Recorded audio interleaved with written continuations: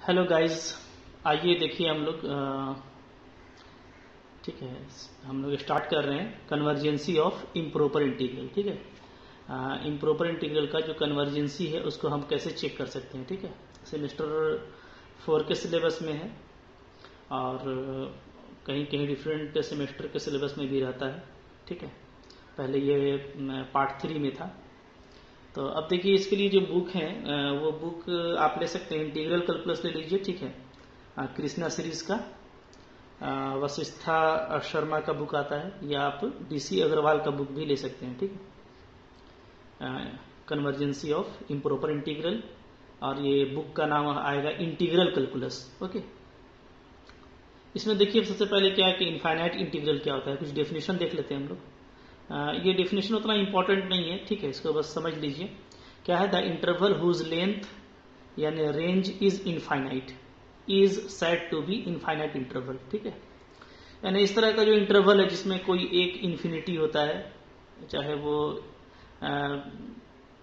Last हो या first हो या दोनों हो। ठीक है, तो ये इनफाइनाइट इंटरवल कहलाता है। ओके, और जिस इंटीग्रेशन पे ये इनफाइनाइट लिमिट रहता है उसको क्या बोलते हैं, इनफाइनाइट इंटीग्रल बोलते हैं। ठीक है, तो यहाँ पे ऐसे लिखा हुआ है, एन इंटीग्रल हैविंग लोअर और अपर और बोथ, या तो नीचे का लिमिट या ऊपर का लिमिट या दोनों, अगर माइनस इन्फिनिटी या इन्फिनिटी है तो हम लोग क्या बोलते हैं, उसको इनफाइनाइट इंटीग्रल बोलते हैं। ठीक है, ओके। अच्छा, अब देखिए इसको अगर आपको नोट करना है तो मैंने तरीका आपको बताया था कि नोट करने का अच्छा तरीका ये रहता है कि आप इसका स्क्रीनशॉट ले लीजिए। ठीक है, और फिर इसको नोट डाउन कर लीजिए, तो आपके लिए ज़्यादा इजी रहेगा कि स्क्रीनशॉट आपका जूम हो जाएगा तो आप साफ साफ पढ़ पाएंगे। ठीक है, क्या लिखा हुआ है। उसके बाद देखिए बाउंडेड फंक्शन क्या होता है। तो पहले से भी आप जानते हैं कि ऐसा फंक्शन, ठीक है, जो जिसके पास लोअर लिमिट भी हो और अपर लिमिट भी हो, है ना, वो क्या कहलाता है, बाउंडेड कहलाता है। जैसे देखिए इसके पास ए भी है और बी भी है, तो लोअर बाउंड भी है, अपर बाउंड भी है, तो ये बाउंडेड कहलाएगा। Unbounded function, a function fx is said to be unbounded at a point if it become infinite at that point। ठीक है, जिस पॉइंट पे फंक्शन इनफाइनाइट को अप्रोच करेगा वो उस पॉइंट पे अनबाउंडेड कहा जाता है। ठीक है, जैसे आप देख पा रहे होंगे यहाँ पे एक एग्जांपल है, F X equal to X by X minus 1 X minus 2। तो आप देखिए अगर एक्स का वैल्यू 1 रखेंगे तो ये 0 हो जाएगा, तो पूरा इन्फिनिटी हो जाएगा। ठीक है, इसी तरीके से अगर 2 रखेंगे तब भी ये इन्फिनिटी हो जाएगा। तो फंक्शन को हम अनबाउंडेड कहेंगे at point X equal to 1 and X equal to 2। ठीक है, मोनोटोनिक फंक्शन क्या होता है। ठीक है, monotonic function, a real valued function F defined on interval I is said to be monotonically increasing if X greater than Y implies F X greater than F Y. यानी अगर आप x axis की तरफ increase कर रहे हैं तो आपका फंक्शन का वैल्यू भी इंक्रीज करना चाहिए, तब वो क्या कहलाएगा, मोनोटोनिकली इंक्रीजिंग कहलाएगा। और डिक्रीजिंग कब बोलेंगे, अगर आप x ग्रेटर देन y लेते हैं तो आपका फंक्शन क्या होता है, स्मॉलर हो जाता है। ठीक है, उल्टा हो जाता है। ये जो है देखिए इसमें सेम बिहेवियर है, ये भी ग्रेटर है ये भी ग्रेटर है, इसमें उल्टा बिहेवियर हो गया। ठीक है, तो ये मोनोटोनिकली डिक्रीजिंग कहलाएगा। ओके, और जो मोनोटोनिक इंक्रीजिंग हो या मोनोटोनिक डिक्रीजिंग हो तो उसको हम क्या बोलते हैं, उसी को हम बोलते हैं मोनोटोनिक। ठीक है, क्या बोलते हैं, मोनोटोनिक। तो a function F defined over interval I is said to be monotonic function if it is either monotonically increasing और मोनोटोनिकली डिक्रीजिंग ऑन आई। जैसे एग्जांपल देखिए, F X equal to sine X. ठीक है, ये क्या है, ये मोनोटोनिकली इंक्रीजिंग है 0 और पाई बाई 2 में, और डिक्रीजिंग है पाई बाई 2 से पाई में। ठीक है, ग्राफ से आप देख सकते हैं। इसके बाद देखिए ये इंपॉर्टेंट है, प्रॉपर इंटीग्रल का डिफिनेशन। ये क्या है, देखिए, the definite integral from A to B F X D X is said to be a proper integral if the range of integration is finite and integrand, integrand किसको कहेंगे, F x को। ठीक है, ये जो एफ एक्स होता है इसको इंटीग्रांड कहते हैं, एंड इंटीग्रांड इज बाउंडेड। तो प्रॉपर इंटीग्रल के लिए दो कंडीशन है, एक की जो लिमिट है वो क्या होना चाहिए, बाउंडेड, सॉरी लिमिट जो है वो फाइनाइट होना चाहिए, और फंक्शन क्या होना चाहिए, इंटीग्रांड बाउंडेड। ठीक है, देखिए अब ये दोनों प्रॉपर्टी रहेगा तो ये प्रॉपर इंटीग्रल होगा। हम लोग जो 12th क्लास में इंटीग्रेशन पढ़ रहे थे तो वो लगभग प्रॉपर इंटीग्रेशन था। ठीक है, प्रॉपर इंटीग्रल था, और प्रॉपर इंटीग्रल क्या होता है, कन्वर्जेंट होता है। ठीक है, नो डाउट इसका एक फाइनाइट आंसर आता है, तो फाइनाइट वैल्यू आएगा तो वो कन्वर्जेंट होगा। तो प्रॉपर में दो बातें आपने नोट कर ली, क्या क्या, कि जो आपका इंटरवल है ए से बी, ठीक है, वो क्या होना चाहिए, फाइनाइट, देख रहे हैं, और दूसरा जो इंटीग्रांड है वो क्या होना चाहिए, बाउंडेड। अब याद रखिए इम्प्रॉपर, जैसे कुछ एग्जांपल देख लेते हैं इसका हम लोग। एग्जांपल देखिए यहाँ पे दिया हुआ है, क्या है, 0 से π/2 sin x dx। तो इसमें देखिए ये फाइनाइट है और sin x क्या है, बाउंडेड है, तो ये प्रॉपर इंटीग्रल हो गया। 0 से 1 sin x/x, देखिए ये फाइनाइट है, और sin x/x क्या होता है, बाउंडेड होता है, क्योंकि इसका लिमिट 1 होता है, तो ये भी प्रॉपर इंटीग्रल हो गया। ठीक है, तो अब देखिए प्रॉपर के बाद आ रहा है इम्प्रॉपर, ये भी इंपॉर्टेंट है, ज्यादा इंपॉर्टेंट है। ठीक है, तो याद रखिए कि प्रॉपर जब ब्रेक कर जाएगा तो इम्प्रॉपर हो जाएगा। तो प्रॉपर कैसे ब्रेक होगा, या तो ये प्रॉपर्टी ब्रेक कर जाए, ठीक है, या ये ब्रेक कर जाए, या दोनों ब्रेक कर जाए। तो तीन तरह का केस हो सकता है इम्प्रॉपर इंटीग्रल के लिए। क्या क्या, कि जो रेंज है वो इनफाइनाइट हो जाए और फंक्शन बाउंडेड रहे। ठीक है, फंक्शन अगर बाउंडेड रहता है और ये इनफाइनाइट हो जाता है तो क्या हो गया, फर्स्ट क्राइटेरिया आपका क्या हो गया, ब्रेक कर गया। ठीक है, तो इम्प्रॉपर हो जाएगा। दूसरा केस ये हो सकता है कि ये फाइनाइट रहे लेकिन ये अनबाउंडेड हो जाए, तब भी ब्रेक कर जाएगा। तीसरा ये कि ये भी इनफाइनाइट हो जाए और ये भी अनबाउंडेड हो जाए। ठीक है, तो इम्प्रॉपर इंटीग्रल में तीन केस को हम लोग देखेंगे। ठीक है, the definite integral a to b fx dx is improper when number 1 interval ab is not finite but function is bounded। दूसरा interval ab is finite but function is not bounded, और तीसरा interval not finite, function is not bounded. ठीक है, तो वही बात है जिससे कि आपका प्रॉपर क्या हो जाता है, ब्रेक कर जाता है। ओके, थोड़ा और देखिए, इसको डिटेल में देखेंगे हम लोग। तो इसके बाद जैसे आ रहा है आपका इम्प्रॉपर इंटीग्रल। ठीक है, इम्प्रॉपर इंटीग्रल, तो इम्प्रॉपर इंटीग्रल को जैसा हम लोग ने अभी देखा तो तीन तरीके से हम लोग बांट सकते हैं ना। ठीक है, एक फर्स्ट काइंड, एक सेकंड काइंड, और फिर हम लोग का एक और भी बनेगा, वो क्या हो सकता है, थर्ड काइंड। ओके, जिसमें फर्स्ट और सेकंड काइंड आपके लिए इंपॉर्टेंट है। तो फर्स्ट काइंड क्या होगा, वही कि जिसमें इंटरवल इनफाइनाइट हो जाए और इंटीग्रांड आपका बाउंडेड रहे।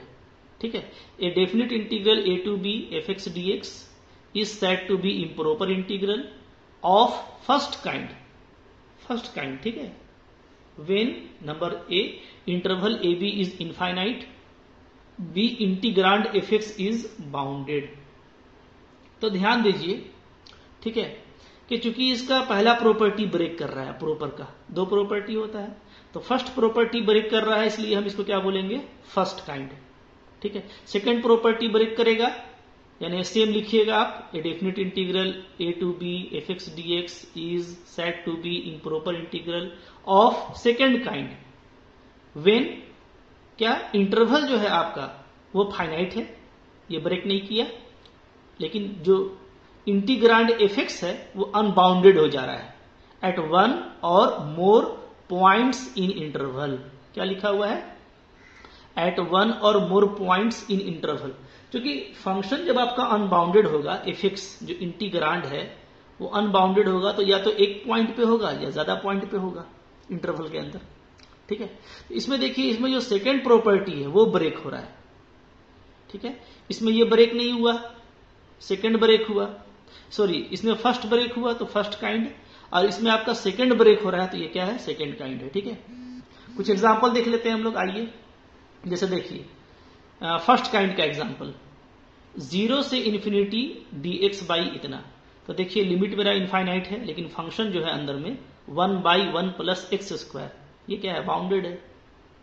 ठीक है, माइनस इन्फिनिटी से 0, देखिए लिमिट क्या है, इनफाइनाइट, लेकिन जो फंक्शन है fx वो क्या है, बाउंडेड ex है। ठीक है, यहां पे भी लिमिट देखिए इनफाइनाइट है लेकिन फंक्शन बाउंडेड है।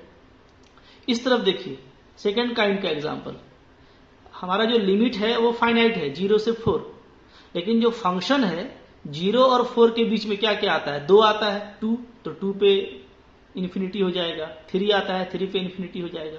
तो अनबाउंडेड है किस पे, 2 पे और 3 पे। ठीक है, लिखा हुआ है यहाँ पे, ओके, क्योंकि 2 और 3 पे क्या हो जा रहा है, फंक्शन इनफाइनाइट हो जा रहा है। क्लियर है? ठीक है। इसी तरीके से एक और एग्जांपल देखिए, 0 से 1 1/x² dx, ये देखिएगा तो फंक्शन क्या है इसका जो लिमिट है वो फाइनाइट है। ठीक है, लेकिन जो इंटीग्रांड है fx यानी 1/x², वो क्या है, वो आपका है इम्प्रोपर ऑफ सेकेंड काइंड।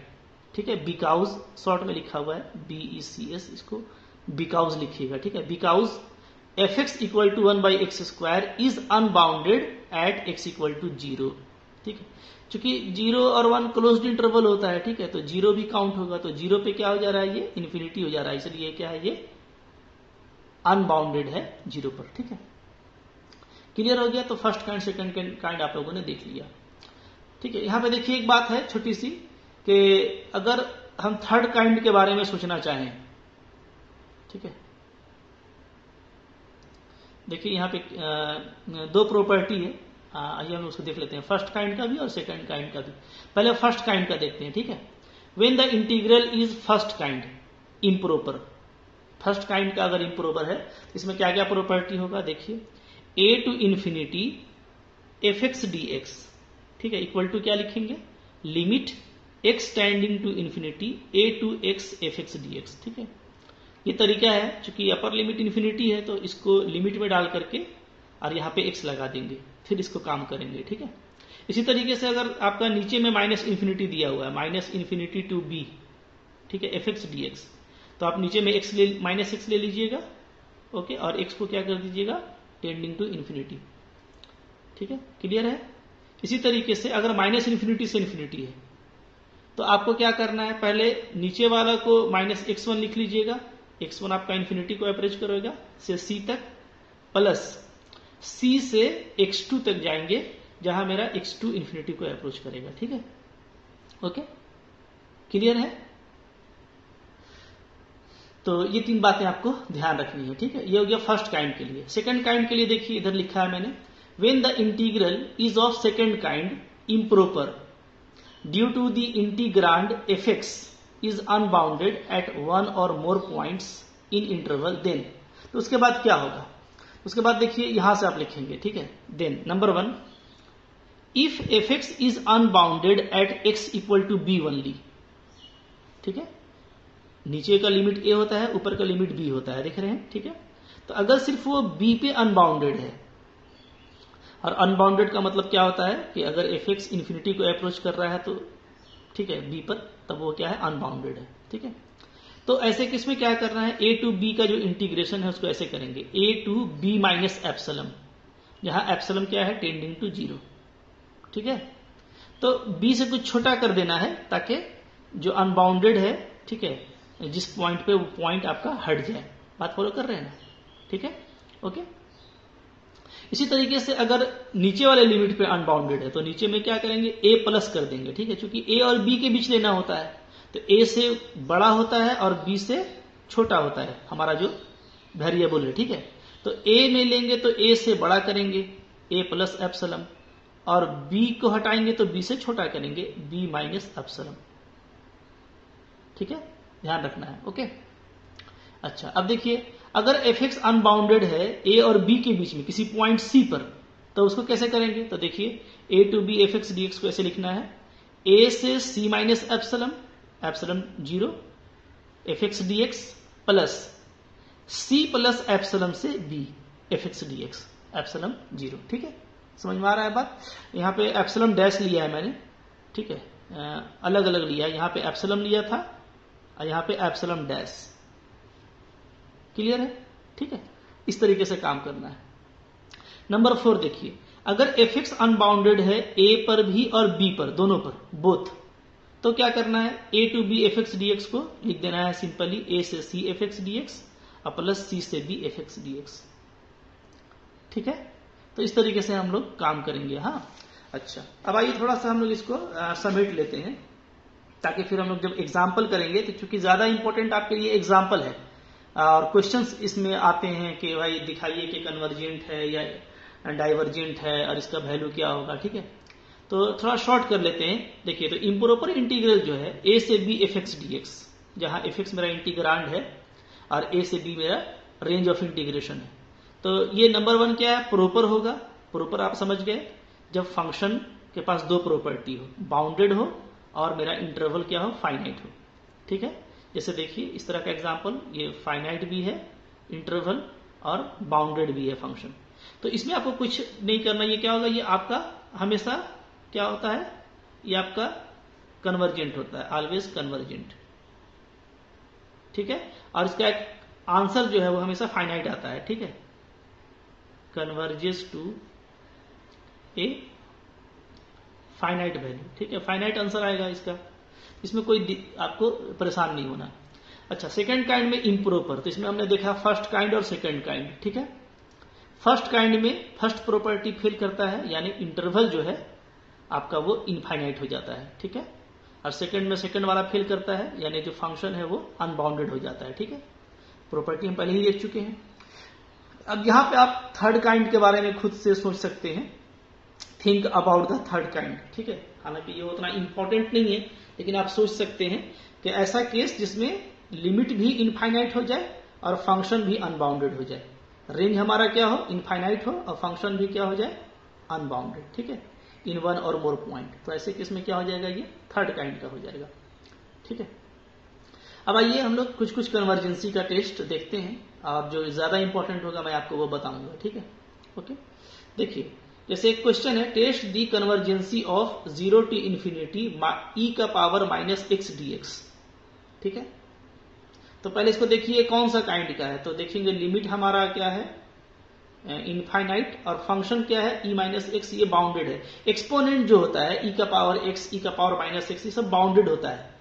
क्योंकि इसका वैल्यू क्या है, आप जानते हैं एक्सपोनेंशियल e का वैल्यू 2 और 3 के बीच में लाई करता है। ठीक है, तो इसका फंक्शन क्या होता है, वैल्यू बाउंडेड होता है ये। ठीक है, तो अब आप देखिए इसको कैसे करना है। तो ये मैंने आपको बताया कि ये क्या है, ये आपका फर्स्ट काइंड का, ठीक है, क्वेश्चन है। ओके, यहाँ पे आप लिख सकते हैं इसको और पता कर सकते हैं क्या ये फर्स्ट काइंड का इम्प्रोपर इंटीग्रल है। ठीक है, तो इसको देखिए, इसको कैसे चेक करना है, 0 से इन्फिनिटी, अभी मैंने तरीका बताया आपको, इन्फिनिटी को हटा दीजिएगा और 0 से x ले लीजिएगा। ठीक है, limit x tending to infinity. ठीक है, तो e माइनस एक्स का इंटीग्रेशन क्या होता है, e का पावर माइनस एक्स ही होगा और माइनस आपका अलग से आ जाएगा। ठीक है, 0 से x लगा दिया, अपर लिमिट डालिए, तो यहां पे आप इंटीग्रेशन में लिमिट डालने जानते हैं। ठीक है, इसको आप सेट कर लीजिएगा, देखिए ये आएगा limit x tending to infinity 1 minus E का पावर माइनस एक्स। ठीक है, अच्छा, अब x का पावर, x इन्फिनिटी को अप्रोच कर रहा है, तो e का पावर माइनस एक्स क्या हो जाएगा, 0। ठीक है, e का पावर माइनस एक्स 0, चूंकि ये 1 बाई ई का पावर x होगा, तो हमको क्या वैल्यू मिल रहा है, 1।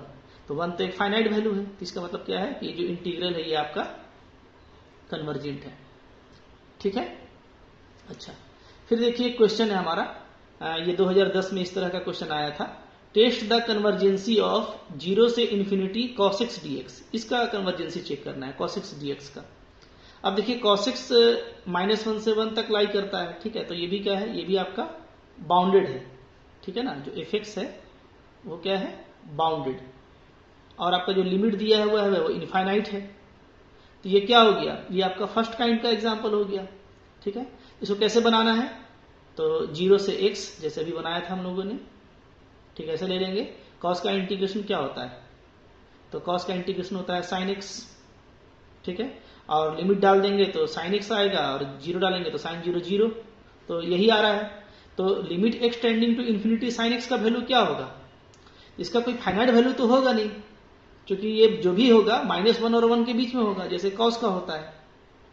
ठीक है, ओके, तो इस केस में भी क्या हुआ, हमको कोई फाइनाइट वैल्यू मिला नहीं, तो हम क्या बोलेंगे, it is hence the given integral is not convergent but oxalate between -1 to 1। -1 और 1 के बीच में ये ऑक्सीडेट करेगा, कन्वर्जेंट नहीं होगा। कन्वर्जेंट कब होगा? जब कोई फाइनाइट वैल्यू हमको मिले, जैसे ऊपर में मिला था। ठीक है, ओके। आइए एक और छोटा सा देख लेते हैं क्वेश्चन हम लोग, है ना। टेस्ट दी कन्वर्जेंसी ऑफ -∞ से ∞ dx by 1 plus x square. तो अब इसमें भी देखिए ये नीचे ये जो है बाउंडेड है अंदर वाला, ठीक है, इसलिए कि 1/1 प्लस एक्स स्क्वायर डेफिनेटली ये क्या होगा? 0 से हमेशा ग्रेटर होगा, ठीक है, और क्या होगा? हमेशा 1 से छोटा होगा।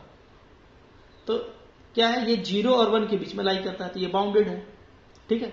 और ये जो लिमिट है ये इनफाइनाइट है, ये फर्स्ट काइंड हो गया। ये भी यहाँ पे तीनों क्या है? फर्स्ट काइंड का हमने एग्जाम्पल देखा, ठीक है, ओके। तो इसको कैसे करना? -x से 0 ले लीजिए और 0 से x ले लीजिए, ठीक है, okay. Limit x tending to infinity, limit x tending to infinity. इसका इंटीग्रेशन क्या होता है? tan inverse x। पहले अपर लिमिट डालिए, tan इनवर्स 0 0, और tan इनवर्स -x डालिएगा तो -tan इनवर्स x हो जाएगा, ठीक है। इसी तरीके से यहां पे भी डालेंगे तो वही होगा। तो क्या क्या आएगा? आंसर आएगा इसका आ जाएगा आपका -π/2 पहला वाला का, अब बाद वाले का, ठीक है। अच्छा, माइनस पहले से भी होगा ना, -tan इनवर्स x। तो इसका आपका आ जाएगा, ठीक है, 0 डालिएगा तो 0 और माइनस डालेंगे तो माइनस tan इनवर्स x यानी +π/2, ठीक है। इसका भी क्या आएगा? +π/2। इन दोनों को ऐड करेंगे तो क्या आ जाएगा? पाई आ जाएगा। तो ये फाइनाइट वैल्यू है, ठीक है। तो ये क्या कर रहा है? आपका कन्वर्ज कर रहा है, ठीक है, ओके। ये सब आपको आता है लिमिट डालने, लिमिट डालिएगा आराम से। और x अप्रोच कर रहा है इन्फिनिटी को, तो tan इनवर्स इन्फिनिटी क्या होता है? π/2, ये आप देख लीजिएगा, ठीक है। और जो माइनस होता है, ये प्रॉपर्टी याद रखिएगा, tan इनवर्स -x में क्या लिखते हैं? -tan इनवर्स x लिखते हैं, ठीक, ध्यान रखिएगा, हाँ, ओके। अच्छा, तो अब जो फर्स्ट काइंड का है, ये सब कुछ हम लोग सिंपल एग्जांपल देखें, हाँ, कुछ इसका और भी मतलब कि इसमें कुछ हम लोगों को सीखना है, और मेन इसके क्वेश्चंस हमको करने हैं जो कि काफी इजी होते हैं। तो हम लोग इसके लिए फिर आगे नेक्स्ट वीडियो में इसको कंटिन्यू करेंगे, ठीक है।